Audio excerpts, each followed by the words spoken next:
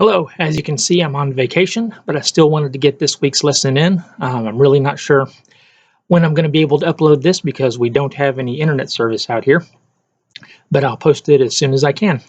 We're starting a new unit today on the 10 Commandments. So today we're going to look at Commandments 1 and 2.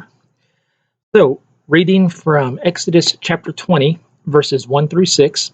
Actually, before I get to that, let me just mention a couple things about the 10 Commandments. If you remember, the Israelite people were held captive in Egypt. Moses led them out of Egypt, away from their captors. They journeyed to Mount Sinai, where God had told Moses to bring them, because that's where Moses had seen the burning bush, and God said that's where he would speak to them.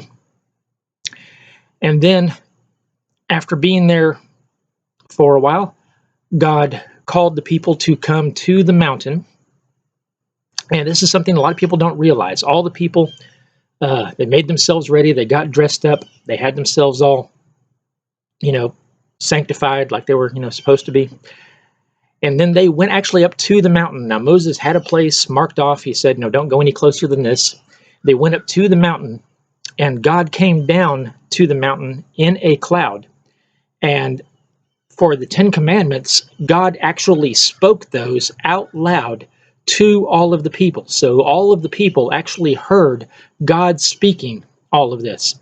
And then after God spoke all of that, after God spoke the 10 Commandments, then the people told Moses that they were afraid, and they wanted Moses to go up the mountain by himself and get the rest of the law from God by himself, because they were afraid of God speaking to them personally. And that's when Moses went up and then was gone for 40 days receiving the rest of the law. And the people were down below and eventually gave up and made the golden calf and all of that. But that's important to remember, is that the people heard the 10 Commandments. They actually heard all of this from God himself before Moses went up the mountain. So today we're going to be looking at the first 2 commandments. So let's read from Exodus chapter 20, verses 1 through 6. It says, "Then God spoke all these words. I am the Lord your God, who brought you out of the land of Egypt, out of the place of slavery. Do not have any other gods besides me. Do not make an idol for yourself, whether in the shape of anything in the heavens above, or on the earth below, or in the waters under the earth. Do not bow and worship to them, and do not serve them. For I, the Lord your God, am a jealous God, punishing the children for the father's iniquity to the 3rd and 4th generations of those who hate me, but showing faithful love to 1,000 generations of those who love me and keep my commands." So God is starting off giving his law, and the reason he's giving a law is mainly because the people wanted a law. If we remember back in Genesis, with Adam and Eve, God simply spoke to them. They spoke back to God, just like a person-to-person relationship. By the time of Abraham, God had made a covenant with Abraham. He said, if you will be my people, then I will be your God. In other words, if you follow me and do as I ask, then I'll be your God. I'll protect you. I'll take care of you. Well, the people messed up. They got sent to Egypt. So now they've come out of Egypt, and God really wants to have that same kind of agreement, just, follow me, do as I ask, and I'll, protect you. Well, the people are wanting to be specific, okay? What does it mean to do what you ask? How do we do that? What is it you specifically want us to do? Give us a list of commands. So that's what God is doing. God is giving them the law. And an important thing to remember about the law is God is purposely making the law hard, because he's trying to show that we cannot be good enough to please God. We have, a sinful nature, and it's very, very hard to please God, really. It's not our natural instinct to do so. So God gives them this big list of commands. Now, it's not like God is trying to set us up to fail. Believe it or not, it actually was possible to keep the entire law, because Jesus did it. Jesus went his entire life keeping the whole law. He never committed a sin in his life. But the people wanted specifics, so God said, fine, if you're not just going to take me at my word, then I'll give you specifics. But I'll give you specifics that are very, very difficult to do. But this first part is really not that hard, seemingly, from the way it looks. He says, I am the Lord your God who brought you out of the land of Egypt, out of the place of slavery. God is starting this new covenant by telling them who he is. He's describing his part. This is, the party of the first part, you might say. He's saying, I'm your God. He actually says, I am Yahweh, your God. And then he reminds them of what he just did for them. They remember all this. I brought you out of the land of Egypt. In other words, you should remember, I did this for you. This is something I did for you. So now I'm going to ask you to do this for me. And he's going to give, the commands. So the first commandment, do not have any other gods beside me. Now, the first thing we need to realize is that God saying don't have any other gods does not imply that there are other gods. There are no other gods. God is the only God. But there are demons who impersonate gods. There are, more commonly today, things that we put in place of God, things that we consider to be more important than God. So I think that's really what he's asking here is we need to remember that God himself should always be the first thing in our life. We should never value any person, anything higher than God. We should never place anything more important than God. And that's all he's asking.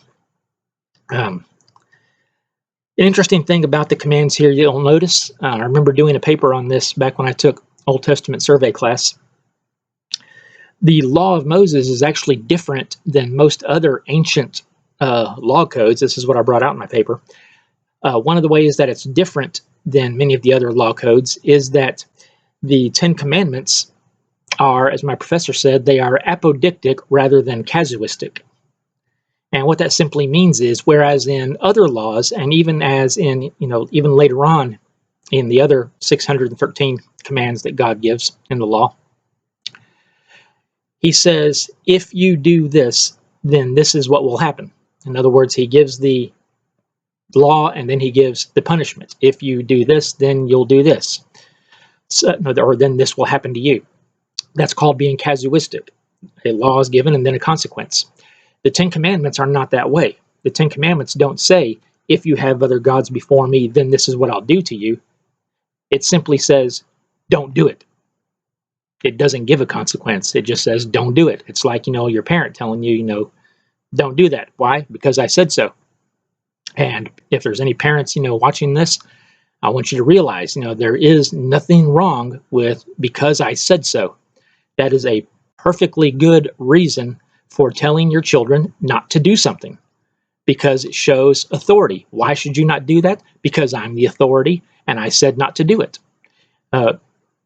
Children today, young people today seem to have a much greater disrespect for authority. They question authority a whole lot more, than we did, even when I was younger. I dared not say anything back to my dad if he told me, not to do something.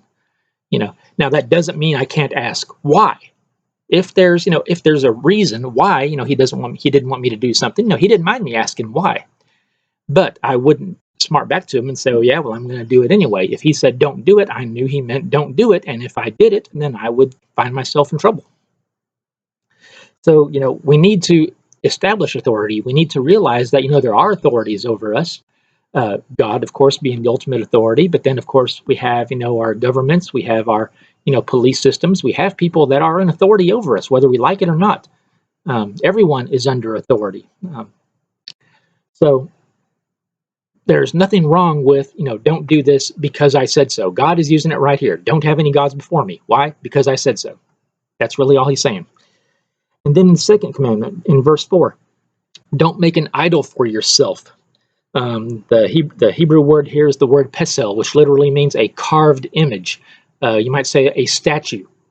The ancient Jews, you're not going to find very much ancient Jewish sculpture because actually not even, paintings.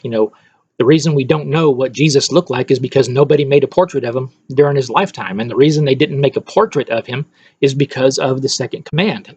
The Jews were very careful about this. They would not make statues or that commemorated people or paintings that commemorated people because they were afraid that it might end up violating the commandment. Now, the commandment is not against making statues. There's nothing wrong with making a statue or a painting to honor someone. The command is, don't make an idol for yourself. God, when his people went into the promised land, he wanted his people to be different than everybody else. That was the main thing. He wanted the Jewish people to be separate, and he wanted them to be noticeably different than everybody else. That's why he gave circumcision. That's why he gave a lot of these laws. If as we go through the commandments, and if you read the rest of the law of Moses, a lot of the reasons for those laws is simply to make the Jewish people different than everybody else, because he wanted them to be the example for everybody else. So, whereas all the other groups had images and idols, that they worshipped, God said, "Don't do that. Don't even try to make a statue or a painting or whatever of me, and bow down to that." Now, I remember visiting Guatemala City and going to a cathedral in there, in Guatemala City while I was on a mission trip there, and lining the sides of the cathedral there were statues of different apostles and other saints. And at the end, there was a statue of Jesus on the cross. And I saw these people going up and lighting candles and bowing down before these statues and praying to them. And I'm not going to say that they were, worshiping the statues as an idol, but that's what it resembled.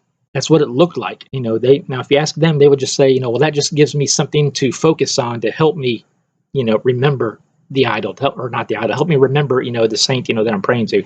And on the subject of praying to saints, while, personally, I don't believe that we should be praying to saints. They say there's no difference between praying to a saint than asking someone else, to pray to God for you. They say they're not praying to the saints. They're asking the saints to pray to God, for them.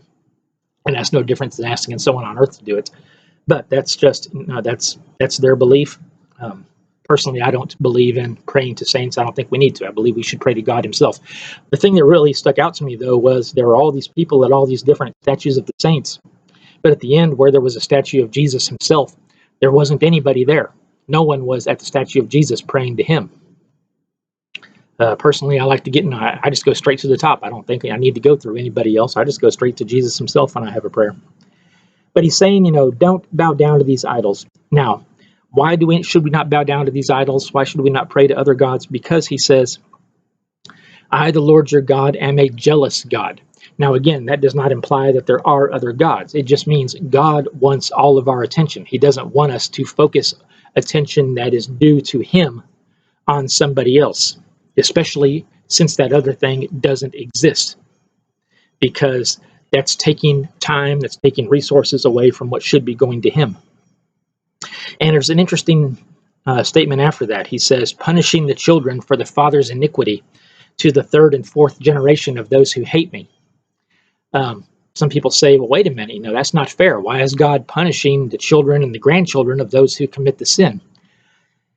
I don't think it's so much as God directly punishing the children for their grandparents' sin. I mean, after all, my daughter doesn't need to be punished for my sin. She's going to have her own sins, that God's going to be punishing her for. I've got my own sin that he'll be punishing me for. But this does mean that many times children and grandchildren and descendants and so on will have to suffer the consequences for their parents' and grandparents' sin. One of the best examples I can think of is, a pregnant woman who is a drug addict.